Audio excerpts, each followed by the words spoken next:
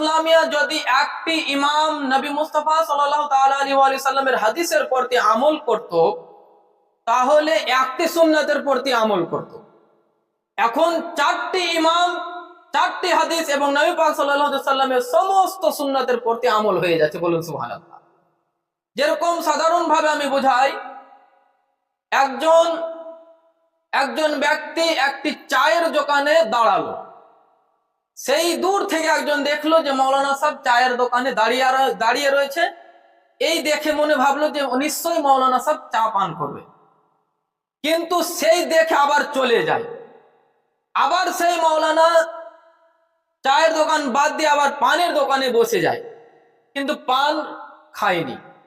এবং অন্যজন ব্যক্তি দেখলো যে মৌলানা সাহেব পানের দোকানে বসে রয়েছে, নিশ্চয়ই পান খাবে, আবার সেই ব্যক্তি দেখে কিন্তু চলে গেল। আবার তৃতীয়বার একটি অন্য দোকানে গিয়ে মৌলানা সাহেব বসলো, আবার অন্যজন ব্যক্তি দেখলো যে মৌলানা সাহেব অন্য দোকানে বসে রয়েছে।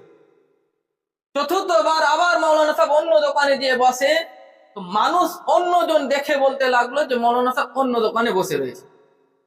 কিন্তু বেরাদার, যে যেরকম ভাবে দেখেছে ঠিক সেইভাবে কিন্তু মসলা বয়ান করে দিয়েছে। ঠিক তেমনি চারটি ইমাম হচ্ছে বরহত, সঠিক পথ হচ্ছে চারটি ইমাম। তো চারটি ইমামের মধ্যে সবচেয়ে উত্তম ইমাম হচ্ছে তো ইমামে আজম আবু হানিফা রাদিয়াল্লাহু তাআলা। বিরাদারি মিল্লাত ইসলামিয়া, হযরত ইমামে আজম আবু হানিফা রাদিয়াল্লাহু তাআলা কে তাবিঈ বলা হয়। কি বলা হয়? তাবিঈ। তাবিঈর অর্থই হচ্ছে এটাই যে ইমানের সহিত সাহাবায়ে কেরামগণদের সঙ্গে সাক্ষাৎ করলো এবং ইমান